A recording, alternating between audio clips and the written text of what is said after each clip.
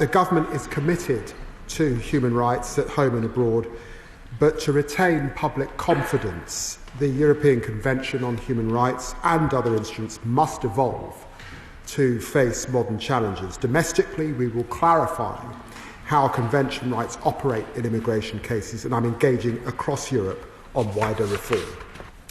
It is right that the IPP sentence was abolished. The number of unreleased IPP prisoners fell to 946 as of the 30th of September 2025, which was a reduction of 14% compared to the previous year. Legislative changes were implemented that we implemented have reduced the number of people serving IPP sentences in the community to around 2/3. Thank you, Mr. Speaker. I'd like to put on record my thanks to all the prison officer staff at Buckley Hall Prison in Rochdale. There has also understandably been widespread interest in the number of releases in error from prisons. I can tell the House that in the year to March 2025, there were 262 releases in error, and my department has today published data showing that from April to the end of October this year, there were a further 91 mistaken releases. I'm clear that we must bear down on these numbers, and in my oral statement later today, I look forward to updating the House on the steps the government's taking to reverse this trend. I can tell the House, Mr. Speaker, that in the year to March 2025, there were around 57,000 routine releases from prison. In that same time, there were 262 releases in error from prison. New data my department published today shows that from April to the end of October this year, there were 91 releases in error from prison. Further data on the breakdown of offences are official statistics that need to be combed through in detail before being put into the public domain. This was not a publication due today, but we recognise the public interest in being transparent about the overall number. It's important to note that this may be revised as additional cases are subsequently recorded, but this is the very latest that I have been provided.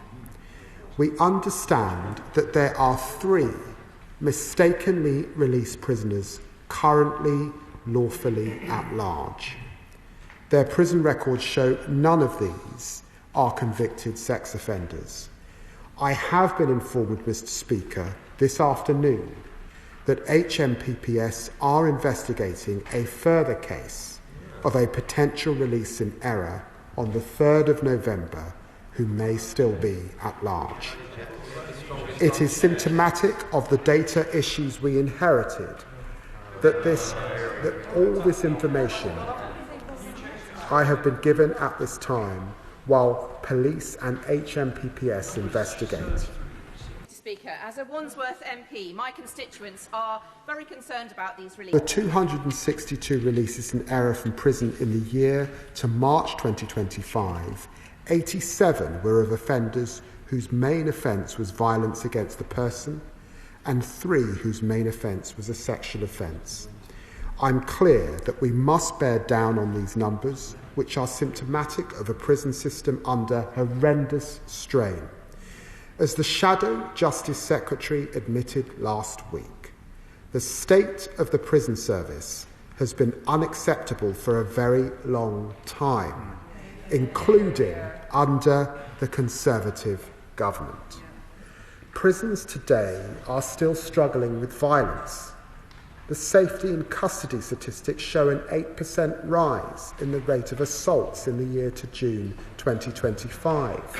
Systems are archaic. Every prisoner's sentence is worked out on paper, considering the type of offence and the legislation covered by it. Well, as I've just said, under the last government, Mr. Speaker, I pay tribute to prison officers doing an incredibly important job. But as the Prison Officers Association has said, prisons throughout the country are underfunded, they're understaffed, and they're operating under relentless strain. If you like this video, then like, share and subscribe to Mirror Now.